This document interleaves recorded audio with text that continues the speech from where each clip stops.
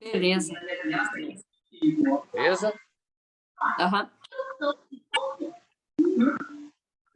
Salve, salve, boa Coruja! noite. Boa noite, Salve, meu meu amigo. Tudo bem? Tomei no escuro Graças a aqui. Deus, tudo ótimo.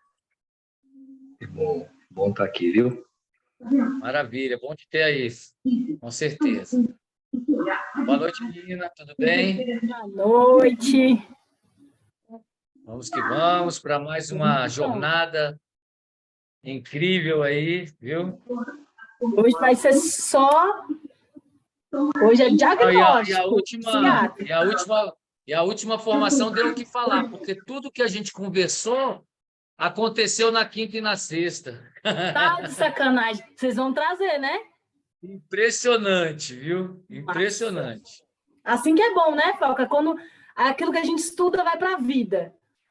É verdade. Foi uma coincidência assim positiva, entendeu? Positivo no sentido do assunto, porque durante a aula, Ave Maria, Nossa Senhora, eu estava quase rezando o Pai Nosso na minha aula. Foi então só desgastante, mas também foi pedagógico, né? Em relação à aula que a gente teve. Como assim? Olhando de forma romântica e poética, a gente pode falar que sim. Muito romantismo e muita poesia, sim, sim, sim. Foi dessa maneira. Foi dessa maneira. Ai, show de bola, gente. Vamos dar aquele tempinho aí, tá? De tolerância e vamos para cima.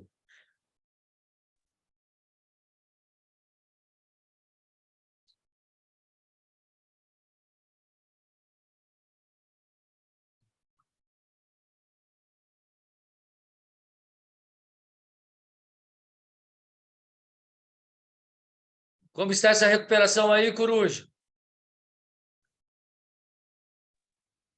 Ô, mestre, tô bem, cara, tô bem. Tive alta ontem, fiz uma cirurgia aí. Aproveitar aí o Novembro Azul para recomendar a todos aí fazer o teste de prevenção, viu? O que me salvou foi isso, Sim. prevenção, meu irmão. Tava com a próstata aqui, um câncer na próstata, e ontem retirei essa próstata na cirurgia, agora é rezar para a biópsia da negativa aí de resquício, né? Já estamos rezando e com certeza Deus vai abençoar e vai dar tudo certo. Já deu certo. Amém, meu irmão. Amém, viu? Vamos na fé. Conta com a gente para o que precisar aí, viu? Para o que precisar mesmo. Beleza, mestrão. As orações já são suficientes aí, viu? As orações já Agradeço aí. vão trazer benesses aí. Agradeço sua presença e estamos com certeza vibrando positivo para que você mais brevemente possível esteja zerado. Zeradinho. Obrigado, mestre. Obrigado. Boa noite, Branca. Boa noite, Nina. Satisfação estar aqui hoje, depois de 2, 3 aulas aí ausentes. Boa Coincidiu noite. aí os períodos aí, tá bom? Vamos buscar um juntos, carregador vamos juntos. que vai acabar a bateria aqui. Volto já. Beleza. Boa noite, Giba. Aí sim, Giba. Aí sim, garoto.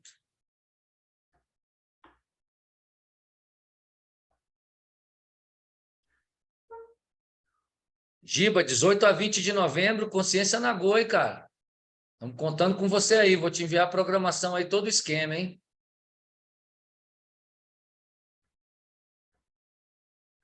Varanda da Vadiação vai ferver.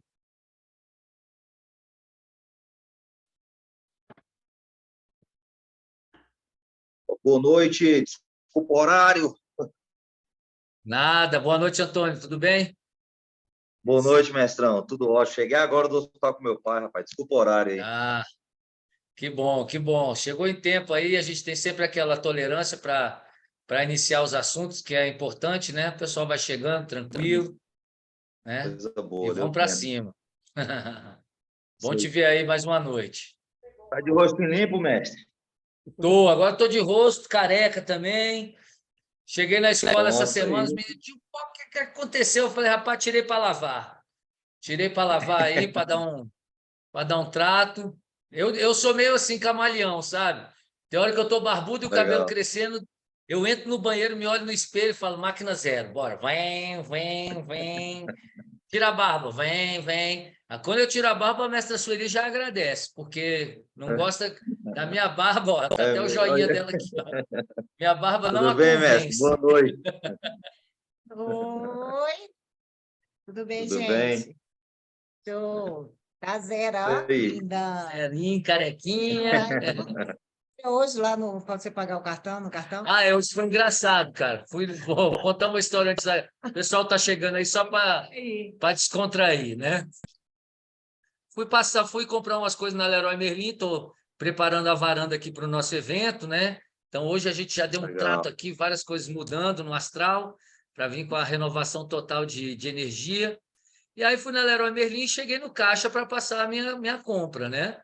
Bacana.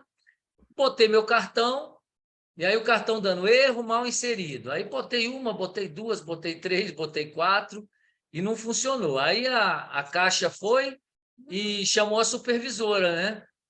Aí chamou a supervisora, ligou, né, no telefone para a supervisora. Aí eu estou vendo a caixa morrendo de rir no telefone, né? E eu não estava entendendo nada que estava acontecendo. E ela no telefone e tal. Aí, beleza, vem a supervisora, né? Aí a supervisora chega, não, senhor, boa tarde, tudo bem? O que está acontecendo? Vamos resolver aqui, isso, aquilo. Aí ela passou lá, né? Fez um código lá, botei o cartão, deu certo, passou, né? Aí ela, pois é, a supervisora para mim, isso aí de vez em quando é erro dá um negócio no chip e a gente recomenda que a pessoa passe o cartão no cabelo, sacou? Aí nisso, velho, eu tô vendo a caixa morrendo de rir, né? Aí eu virei para ela e falei, muito bonito, senhorita, então é por isso que tu estava se acabando de rir no, no, no, no, no telefone, né? Agora eu estou entendendo por que tu estava morrendo de rir. Aí levei, lógico, numa boa, super bom humor, né, cara? Eu falei, então é por causa da minha ausência aqui, dos meus fios, né? Das minhas madeixas. Como é que é limpar o cartão, né? Aí acabou todo mundo morrendo de rir no final. Eu falei, é isso aí, a vida com alegria é muito melhor. Vamos para cima. É muito melhor, é isso aí, verdade.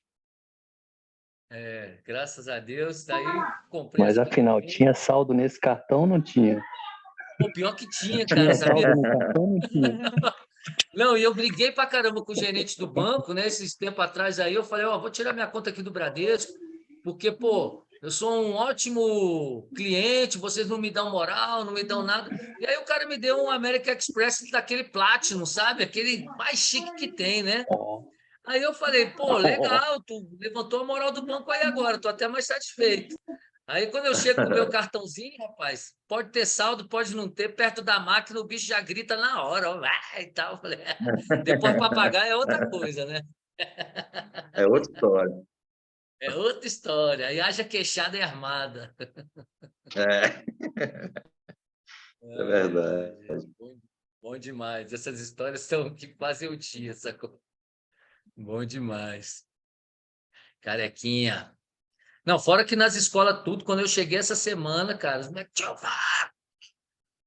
pô, eu prefiro você de barba, eu prefiro você assim, eu prefiro você. Falou, sinceridade é tudo de melhor. Então, tá bom, isso aí é fase, é momento, capoeirista é camaleão, entendeu? Boa noite, pajé. Aqui, quando chega no verão, eu faço aquele nevô, né? Aquele nevô, eu boto o cabelo loirinho, sacou? Astral, no Réveillon, entendeu? Só que até lá acho que vai crescer, vai, amor, vai crescer. Estou esperançoso, vai crescer, vai crescer. A Sueli está dando graças a Deus que não. Tomara que não. Ai, pô, achei que tu ia levantar minha moral. Pô, na frente dos meus amigos, no meio da formação, você fica tirando minha moral. Pô, pô, sem até ação. Não, fica não, Entendeu? é lindo, tá? Obrigado, Tá valeu. bom? Valeu, Melhorou? valeu. Agora é isso levantou meu mesmo, mestre autoestima. Sueli. Temos que Estava embaixo. Verdade tem que ser dita, mestre. Isso só o amor que supera isso aí, viu? Isso aí, graças a Deus, depois de quase 28 anos, eu tenho alguém que me compreenda. Vendo? Não sou. Ô, Nina, e ó, que eu nunca sentei no seu divã, não, tá bom? Não, não fazendo, não desprezando nem nada, mas eu estou super resolvido com a minha situação, assim. Olha que eu nem trabalho com divã, Foca. Ah, sei lá, no puff, em cima de um cavalo, qualquer coisa aí, tá de boa. Ai, vamos que vamos. Fala, Jonathan, boa noite, Uma beleza? coisa, Foca, até que você abriu aí, né? Às vezes a gente acha que psicoterapia ou espaço terapêutico é só para quando a gente está mal. E tem gente que fala que também eu sinto que é um espaço de cuidado, né? Espaço até para você Uhum. viver melhor. Não é que você não vai chegar sem a psicoterapia, mas que você pode chegar igual um mestre de capoeira, né? Você pode aprender capoeira olhando e tal, mas você tendo um mestre, alguém que te ensine um caminho ou que traga, né? Pode trazer uma ferramentas, possibilidades, facilitar o seu processo e ter um seu espaço de nutrição também é um outro rolê. É uma outra forma Sim. de ver também. Assim, porque tem esse Não. estereótipo, né? Você tem que estar babando no sapato para pedir ajuda, tem que estar babando no sapato para pedir psicoterapia, ou enfim, outras coisas, né? Mas é isso. É porque, mas sabe o que é, Nina? É porque eu sou da geração dos cinquentão, entendeu? E aí, a criação do meu pai foi uma criação meio, sabe? Foi aquela criação diferenciada, entendeu? Que tá certo, que não tá certo, não tá certo, e muitas vezes até a dor é frescura, enfim, mas eu compreendo totalmente, agradeço ao meu bom pai que está essa hora no céu aqui falando, pô, meu filho seguiu um bom caminho, tá na levada do bem, e eu acho que é isso aí. São épocas. É honrar, né, Gente, os passos, né? é isso aí. Pessoal, vamos começar então? Vamos nessa? Vamos seguir nesse assunto maravilhoso, tá? Eu vou só, mestre Sueli, por gentileza, tem como aumentar um pouco o som desse computador aqui? Deixa eu ver. Eu acho que ele não está no seu máximo aqui. Você vai fechar aí. Só um segundinho, tá, gente? Por favor.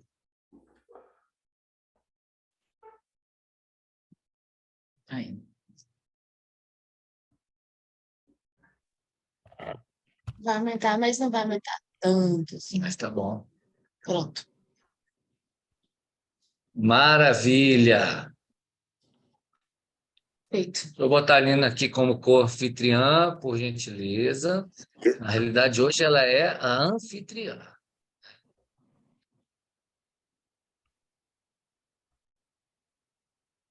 Gente, boa noite a todos. Mais uma jornada aí da nossa formação à EOU, né?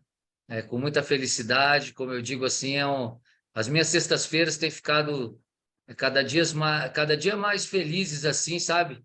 Pelo fato da gente poder se encontrar, trocar essas ideias, produzir, gerar conhecimento, né? Enfim, muito legal, tá?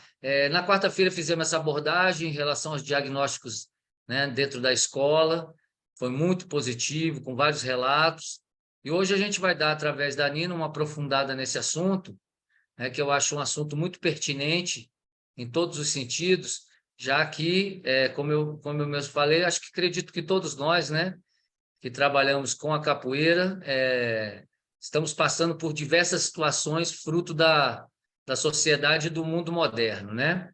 Enfim, tá? Então, meu muito obrigado a todos que estão, vamos dar início, beleza? Espero que a noite seja proveitosa aí para todo mundo. Nina, tá contigo aí, tamo junto. Para nós. Vamos fazer acontecer, né, minha gente? Em quarta-feira a gente começou, né, falando sobre diagnósticos na escola, e a gente trouxe uma perspectiva do professor, da professora, né, do educador, né? Ou seja, a gente discutiu um pouquinho sobre o diagnóstico pedagógico, né? O nosso olhar enquanto professor, enquanto professora, enquanto facilitador do desenvolvimento integral dos nossos estudantes e da galera aí que está fazendo aula com vocês. Hoje, a gente vai fazer esse aprofundamento nos diagnósticos mais comuns, e aí são vários, né? Mas os diagnósticos mais comuns médicos, né? Então, são os laudos médicos que, enfim, são disponibilizados para a escola de algumas estudantes e alguns estudantes, né?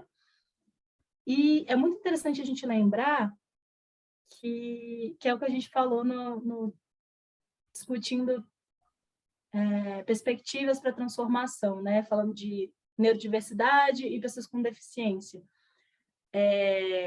Quando a gente está falando de diagnóstico, é uma estrutura que facilita possibilidades de ação, né? Então, lembra que o diagnóstico ele é uma diretriz, ele é algo que direciona o nosso olhar para um fazer mais não só objetivo, né, mas mais assertivo, né? Ele não é para a gente ficar enrijecido, tá? Então, hoje eu vou trazer vou trazer 4, basicamente, para a gente poder discutir com mais profundidade juntos, né? Vou trazer aqui um pouco de vou brincar aqui, né? Alguns sintomas, algumas referências, para a gente poder, junto, construir com o relato de vocês, né? Estão tirando dúvidas, trazendo também as experiências e as perspectivas que vocês têm aí. Então, a gente vai falar um pouco hoje sobre o TDAH, né? Sobre o TEA. Eu já estou trazendo aqui bem sem falar, que a gente vai falar mesmo, né? E que são dois transtornos do desenvolvimento, do neurodesenvolvimento, então, que a gente trouxe, né? Que são tidos também, a questão do autismo é uma questão trazida na lei enquanto uma pessoa com deficiência, então também tem esse atravessamento. E lembrando que os diagnósticos, eles se atravessam, né? Uma pessoa, por exemplo, vou brincar aqui, uma pessoa que gosta de capoeira, ela também gosta de assistir desenho? Ou ela também gosta de comer lasanha? Ela também gosta de correr? Ou ela gosta de fazer luta também? Então, é a gente brincar que as possibilidades e as dimensões dos seres humanos são infinitas e múltiplas. Então, assim como a gente é múltiplo, o diagnóstico, quando ele traz esse olhar para tentar mapear algumas coisas que são padrões em determinados comportamentos, condutas das pessoas no geral, também traz esse lugar múltiplo e diverso. E aí a gente vai lembrar da aula passada, do encontro passado, que a gente precisa contextualizar os corpos, porque senão a gente vai pegar uma metodologia, um método, e ele vai ficar vazio, porque a gente sabe que informação sem vida não é conhecimento, não tem como virar conhecimento. Conhecimento só é válido quando ele tem vida, quando tem a sua experiência, né? A gente saber uma coisa e a gente não viver ela, ou não passar para frente, né? Não muda nada no mundo e nem na nossa vida, vamos dizer assim. Então, a gente vai trazer essa perspectiva mesmo, tá? Quando a gente fala de transtorno do déficit de atenção e hiperatividade, TDAH, né? A gente pode pensar em 2 formas de sintoma que pode se apresentar. Uma é a desatenção, que que a gente vai entrar bem a fundo um pouco mais, mas tem muitas piadas, né? Lembra do estigma social, que é aquela marca negativa que as pessoas carregam, um grupo de pessoas carrega. O diagnóstico, ele traz estigma social, ele traz uma forma de ver a pessoa que diminui, né? Que enrijece, que traz, por exemplo, uma visão de incapacidade, ou até estereotipada, né? Ter estereótipo em relação enfim, ao diagnóstico. Por isso que a gente está falando, é importante a gente compreender o diagnóstico, mas principalmente compreender esse diagnóstico, como ele funciona na pessoa.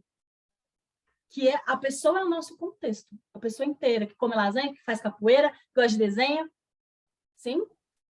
Então, quando a gente está falando do TDAH, por exemplo, a desatenção é um dos meios, né? Uma das expressões, e aí junto com a hiperatividade e a impulsividade. Então, por exemplo, uma pessoa que tem mais sintomas, né? Que é diagnosticado com TDAH, ou a gente tem suspeita de TDAH, lembrando que só o médico faz esse diagnóstico, tá, gente?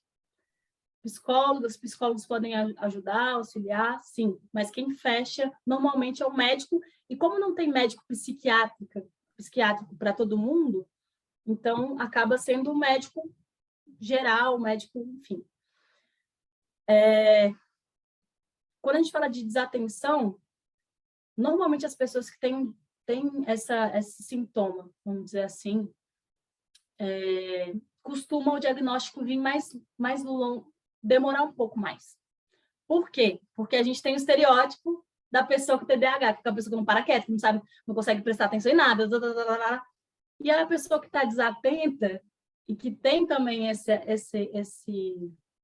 espectro, né? Essa referência do sintoma do TDAH, muitas vezes demora um pouco mais a perceber, porque é tão comum no nosso cotidiano, principalmente, vocês vão ver, vocês vão falar, gente, eu acho que eu tenho isso, né? E eu acho que eu consigo, eu me enquadro nisso aqui, porque a gente vai perceber aquilo que a gente já conversou em 3 encontros atrás, que é a patologização da vida, dos processos de vida. Então, a gente fecha um diagnóstico só quando a pessoa não está conseguindo viver da melhor forma, né? Quando a gente entende que está prejudicando essa forma, né? Essa conduta, muitas vezes prejudica a sociabilidade, né? O desenvolvimento com o grupo, o desenvolvimento da escola, enfim.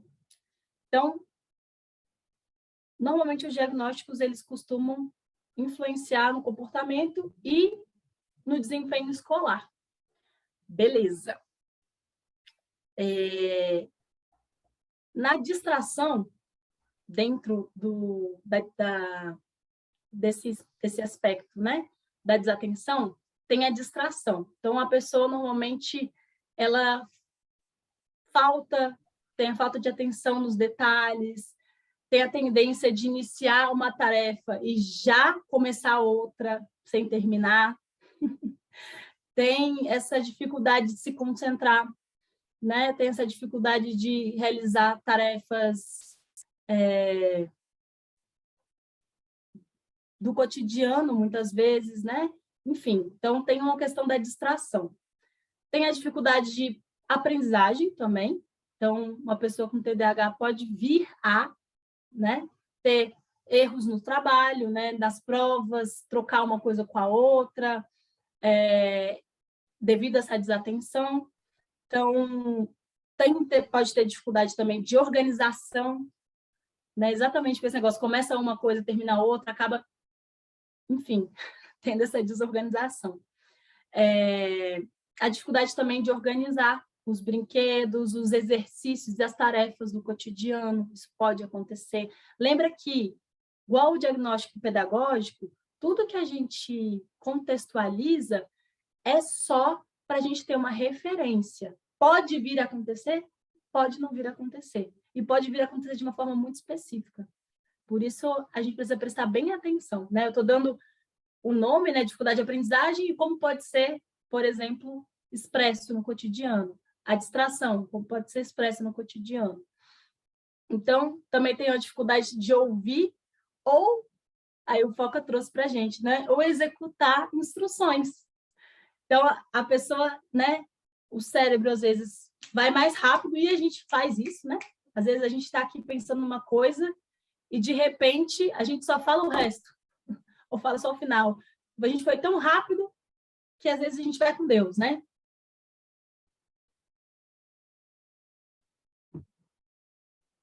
Calma aí. Aqui, ó.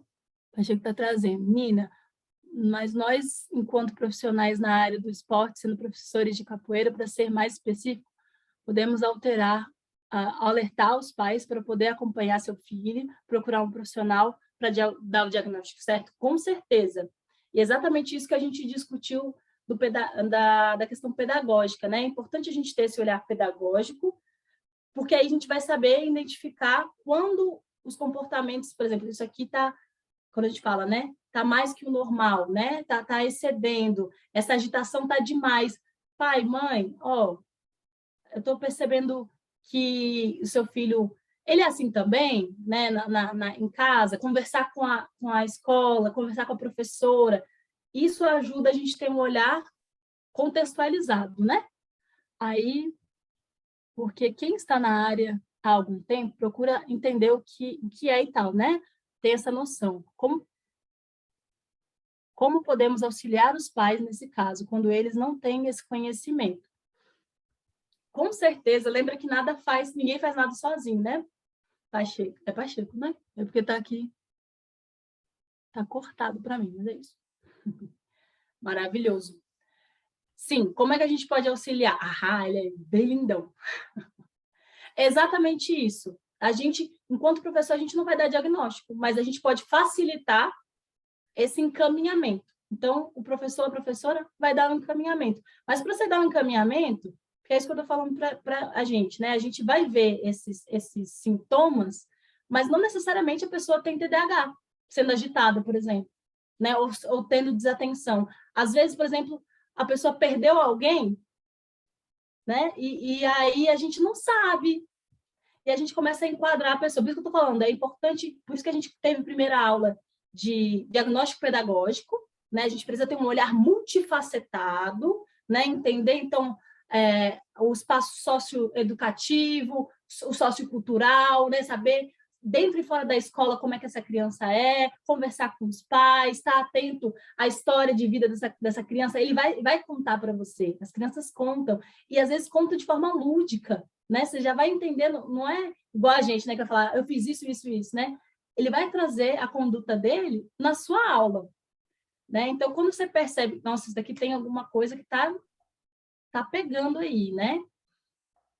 E aí você vai ter esse olhar, e aí você vai comunicar, por exemplo, com a escola, que é o que o mestre Foca trouxe, né? É importante sempre comunicar para você se respaldar, mas se você está percebendo, essa conduta aqui me parece que enquadra nisso. Não é papel do professor diagnosticar, mas é papel você observar e encaminhar, né? Tanto para a coordenação. E aí, você não necessariamente precisa ter esse lugar, né, de encaminhar diretamente para os pais. Se você se sente à vontade, é isso. Pode encaminhar para o SUS, né? Pode encaminhar, se tem plano de saúde, para um médico, normalmente médico psiquiatra, ainda mais específico para criança, gente, vou contar para vocês, é escasso, muito escasso, tá? Então, sem romantismo, é um desafio muito grande. Mas, Pacheco, tem como, viu? Encaminhar para fazer o diagnóstico. E é sempre o médico que faz, tá? Não sei se eu respondi, eu falei muito. É porque eu tentei contextualizar, mas é isso. Vai perguntando, pode ir colocando. Enfim, então, tem a distração, dificuldade de aprendizagem, a disfunção da memória pode acontecer também com uma criança que tenha que apresenta sintoma, né, de TDAH. Então, pode acontecer, né, de perda recorrente do que aconteceu. Por exemplo, Foca falou, gente, a gente vai fazer primeiro nessa atividade aqui, a gente vai fazer isso, isso, isso. Ele acabou de falar e às vezes a pessoa nem pegou. Não processou. Assim como pode processar rápido demais, pode não. Tem um processamento mais lento. Olha que legal, né? A diversidade dentro do diagnóstico. Isso acontece mesmo. Além disso, né, devido a esse esquecimento, né, dificuldade de lembrar de instruções, de comandos, isso quando a pessoa tem só, muitas vezes, a desatenção. Então, dentro do TDAH, a pessoa pode ter só desatenção. Pode não apresentar hiperatividade e nem impulsividade, que é o outro lado que a gente falou, que são os dois lados, né? Hiperatividade, impulsividade e a desatenção. Pode ser que a pessoa tenha os dois, pode ser que a pessoa tenha só hiperatividade e impulsividade, e pode ser que a pessoa possa ter só desatenção. Então, dentro da desatenção, tem esses tópicos que a gente trouxe aqui. Sobre a hiperatividade e a impulsividade, tem a inquietude e a agitação, que são clássicos, né, que a gente já entendia, e a gente até brinca, né? Isso é TDAH, com certeza. Esse menino aí tem déficit de atenção e hiperatividade, com certeza. Né? A dificuldade de permanecer quieto, as interrupções nas conversas, né? A pessoa está falando, a pessoa corta, e que muitas vezes pode ser confundido com falta de educação. E assim, se a gente pensar que ao longo do tempo, enquanto professoras e professores, a gente entendendo o quadro, né, entendendo o diagnóstico, para a gente poder construir junto com esse estudante possibilidades dele viver melhor, né? Tipo assim, já entende que ele corta mesmo. Então, ó, fulano, sabe o que eu estou falando agora? Você acabou de me cortar. Aí, às vezes, eu perco o raciocínio quando você corta. Você pode esperar, eu sei que é muito importante o que você tem para dizer, mas você pode esperar um pouquinho, e aí depois... Ou seja, a gente vai dando estratégias para aquela pessoa, para ela primeiro perceber que ela faz, porque é muito real, né? Acontece, faz parte, né? Ainda mais sendo criança. Se adulto faz isso, criança, então, quando você traz possibilidade, você vai já fazendo esse papel educativo, né? Enfim, na inquietude e na agitação também tem esse lugar, né?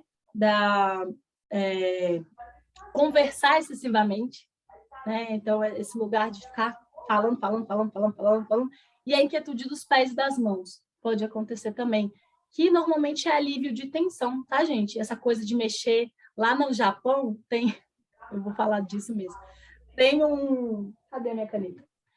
Tem um esporte, vou falar esporte, tem uma, como é que eu posso falar, gente? Um concurso que é de girar a caneta, assim, ó, fica girando.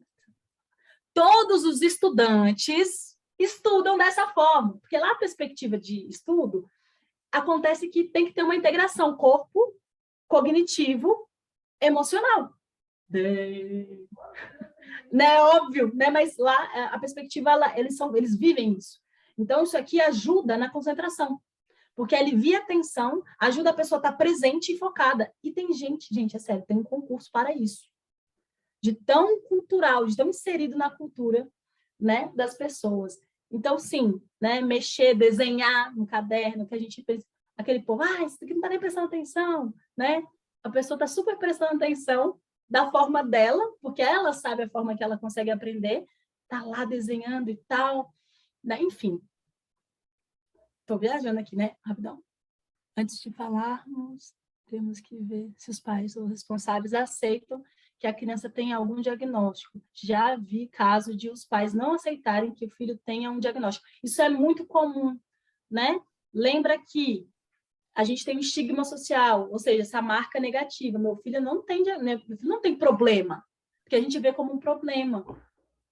A gente diagnostica exatamente para as pessoas terem mais condições de viver melhor.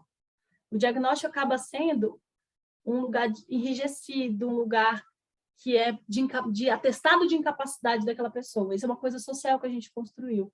Mas não necessariamente ele precisa ser. E é isso que a gente está conversando sobre isso. Então, é óbvio que vão ter pais que não vão aceitar. Assim como vão ter pais que vão querer benefícios do governo e vão querer laudo, ou benefícios da escola para ter laudo. Acontece das duas formas. Isso é muito comum de acontecer. O importante é a gente ter essa percepção múltipla e contextualizada das coisas.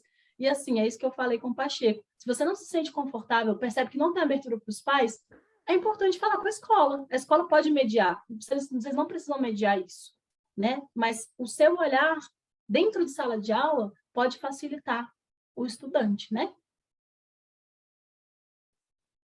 Aí o Pajé disse aqui, né? Já tive pai que pediu para que avaliasse na minha aula por conta do professor da escola, fazer esse pedido. Sim, é essa mediação que os profissionais da escola precisam ter, né?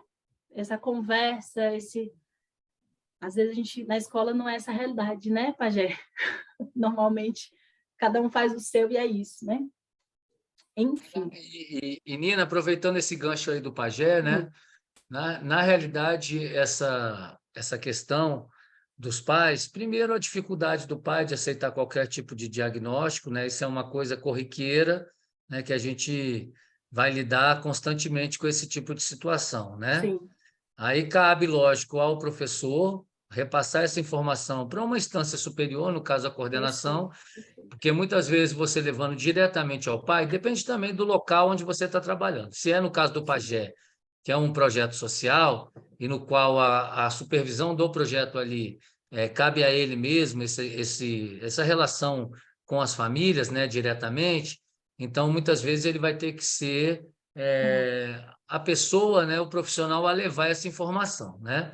No caso de quem trabalha inserido dentro de uma escola, Aí você já tem o artifício, né, como forma de argumentar, você levar para a coordenação e a coordenação poder trabalhar isso junto aos pais, né? Esse feedback que as famílias esperam dos profissionais, por exemplo, o profissional de capoeira ou profissional de esporte, de uma maneira geral, por se tratar de um ambiente relativamente mais descontraído, que não falta disciplina, mas que é um ambiente mais descontraído, a possibilidade da criança ter uma abertura de diálogo com você é muito grande. Então, eu vou citar aqui um exemplo que aconteceu conosco, né?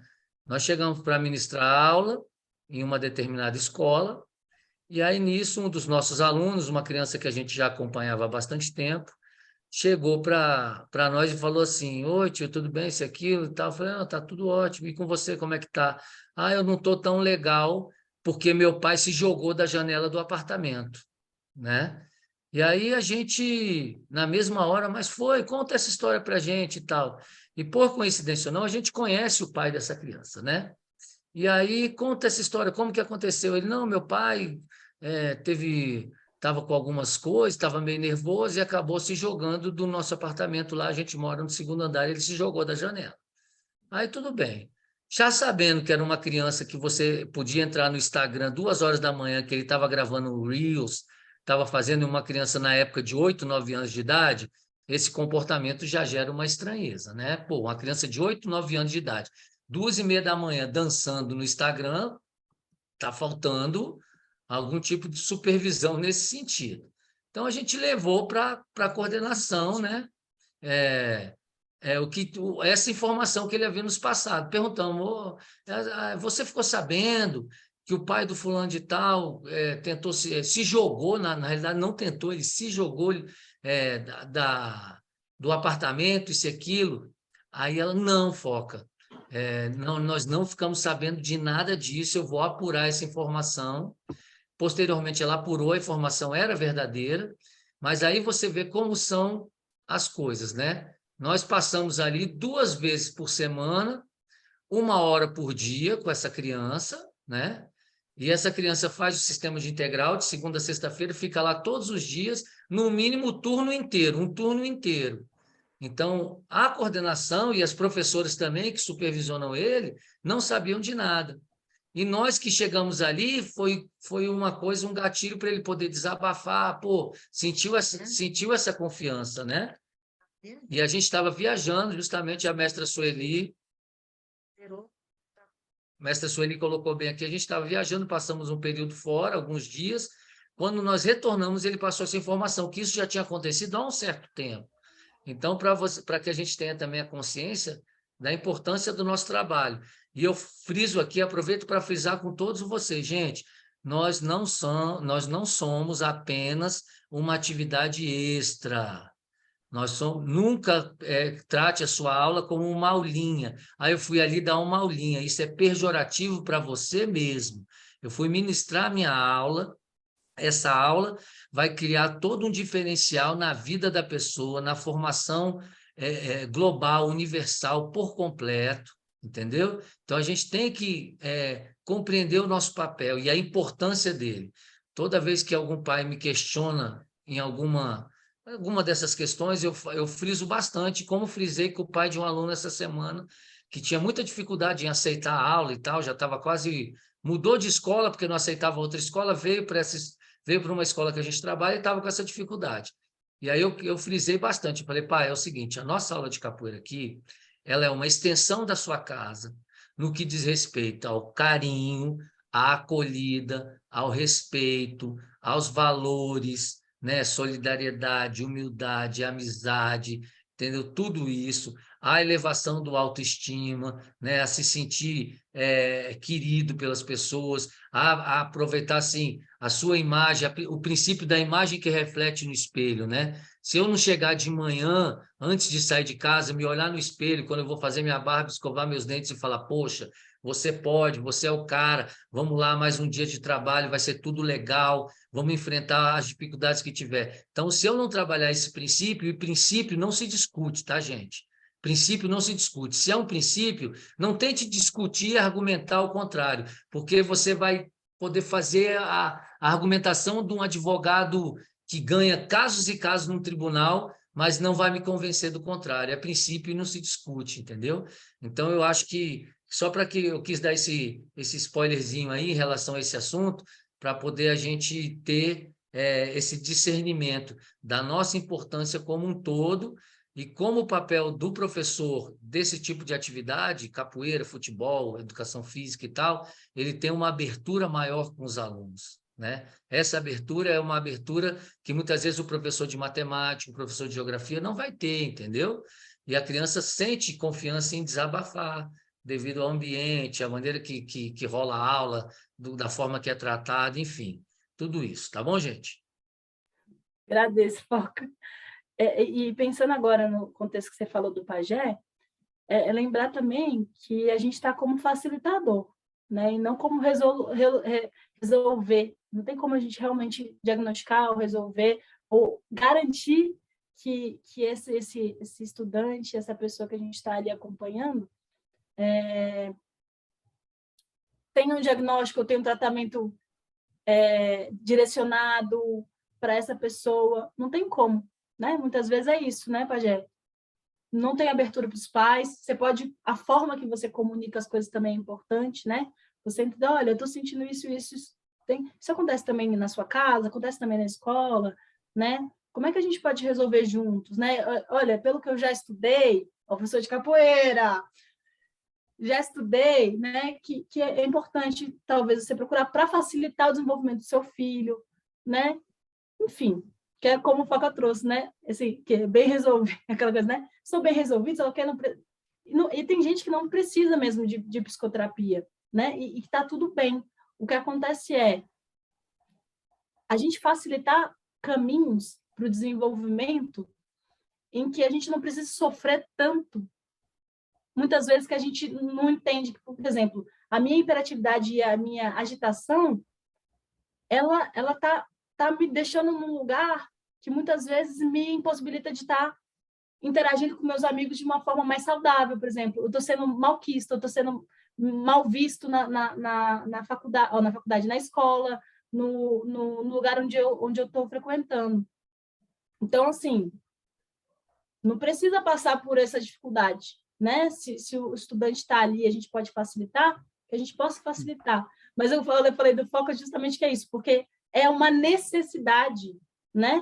Tem gente que vai sentir necessidade, não estou dando conta sozinho, porque ninguém dá conta sozinho. Tanto que vocês estão aí para facilitar esse desenvolvimento. Então, é uma facilitação, né? Claro que é isso, não está dando, o pai não... É isso, você fez sua parte. É importante a gente saber até onde ir também, né? Tem só que... Falou assim, tem criança que na hora da explicação, aparentemente, parece que não está prestando atenção, mas quando pergunto o que falou, né? Como é para fazer, ela sabe como fazer, né? Ela sabe... Pajé, eu tô assim, ó, gente, porque tem muita coisa ainda para a gente colocar. Eu estou querendo colocar de uma forma bem ampla também para a gente poder discutir. Eu posso esperar só um pouquinho para finalizar pelo menos o TDAH? Aí a gente vai para o autismo. Pode? Pode sim. Não estou ouvindo. Você falou? Pode sim, pode sim. Tá, é que está bem baixinho, mas está tudo bem. Eu ouvi que pode sim, gritando bem lá no fundo. No TDAH, o último sintoma que a gente pode trazer são atitudes impulsivas, que aí é bem característico mesmo, que é realizar ações arriscadas, tanto a própria segurança como a segurança de outras pessoas. Aquela coisa sem noção, né? A pessoa sem noção, a criança está ali, está fazendo uma coisa, isso é realmente, né? São atitudes impulsivas que traz essa dificuldade de noção mesmo de segurança. As interrupções durante as conversas, responder antes da pergunta finalizar, tudo isso são atitudes, muitas vezes, que estão enquadradas, né, no TDAH. E é isso. A gente, enquanto profissional, a gente vai facilitar, vai compreender que isso faz parte, por exemplo, de um diagnóstico e a gente pode encaminhar para a escola ou realmente conversar com a família de, olha, como é isso? Se essas características elas estão dificultando o desenvolvimento dessa criança, é importante procurar ajuda. Enfim, belezura.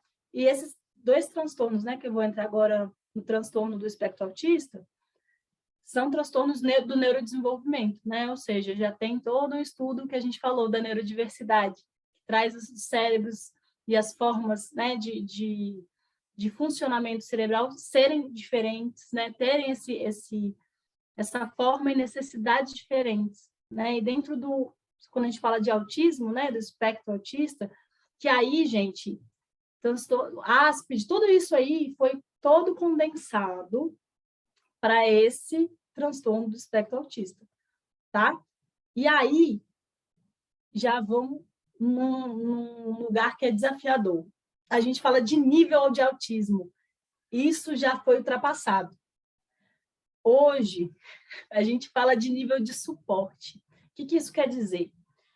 O nível de suporte daquela pessoa, né? Então, o nível de suporte pode ser 1, 2 ou 3, que seria, só para a gente entender, o nível de suporte seria autismo leve, 1, autismo moderado, 2, autismo grave, 3. Mas não existe tipo de autismo, porque a gente entende o nível de suporte, ele diz sobre independência. Então, o quanto que essa criança e esse jovem, essa pessoa, precisa de suporte, nível de suporte, precisa de suporte para executar coisas do cotidiano, ou coisas que muitas vezes são mais fáceis para as pessoas atípicas e para as pessoas com diagnóstico de autismo, que são autistas, tem uma outra forma de fazer, uma outra lógica e outra dimensão. Então, a gente fala de nível de suporte. Tem o nível de suporte 1, 2 e 3. Lembrando que nós, seres humanos, somos seres interdependentes, ou seja, a gente depende um dos outros, tá? Então, a ideia de independência não é fazer tudo sozinho, porque a gente sabe que a gente se enriquece no coletivo, tanto que a gente está aqui para isso, né? A gente se enriquece no coletivo. Mas quando a gente está falando do diagnóstico do transtorno autista, né? Transtorno do espectro autista, a gente está falando desse nível de suporte onde a pessoa, muitas vezes, de novo, gera um sofrimento para além daquilo que está sendo o habitual, né, do desenvolvimento, entre aspas, né? Então, pode dificultar a comunicação, a interação social, pode, tá? Pode ser que não, lembra? Além de, a pessoa pode ter padrões repetitivos e restritos, né? Então, de comportamento, do cotidiano, o que o Foca e o Zorro também trouxeram no encontro passado, né? Então, quando padrões ou comportamentos dificultam o desenvolvimento e a vida cotidiana, a gente entende que é preciso ter um olhar direcionado, uma perspectiva que a gente precisa, né? Falar com a escola, muitas vezes comunicar aos pais, e encaminhar também essa criança. E aí a gente lembra do modelo social de deficiência, lembra? Muitas vezes os padrões sociais, né, as crianças, elas entram em sofrimento, muitas vezes, principalmente as pessoas, por a gente pensa em neuroatípicas, né, que não tem um neurodesenvolvimento típico, esperado, padrão, a gente lembra que a perspectiva de modelo de deficiência, social de deficiência, diz que o mundo não foi feito para as pessoas com deficiência. Então, é óbvio que vai ser desafiador o acesso, porque não foi feito para elas. Então, vai ter, sim, sofrimento, que é esperado uma coisa, e a pessoa vem com outra lógica de mundo, é um desafio, né? Então, vai desgastar, porque a gente está sempre esperando de uma forma e a pessoa vai fazer de outra. E aí é por isso que é tão importante a gente contextualizar todos os corpos, de todos os alunos, mas quando a gente fala de diagnóstico, a gente tem também essa perspectiva, né? Então, quando a gente fala de nível de suporte, a gente está falando de independência, né? Então, os padrões sociais, eles vão aparecer ali, e aí a lógica da pessoa, né? A gente pode pensar aí, quando a gente fala de espectro autista, né? Que é uma gama de possibilidades, de formas de ser e estar no mundo, né? Nenhuma pessoa autista é igual a outra. Isso é muito importante ser dito. Enfim, então, pode ter uma dificuldade em manter o contato visual e expressar emoções. Pode também não ter, né? Pode ter dificuldade de comunicação,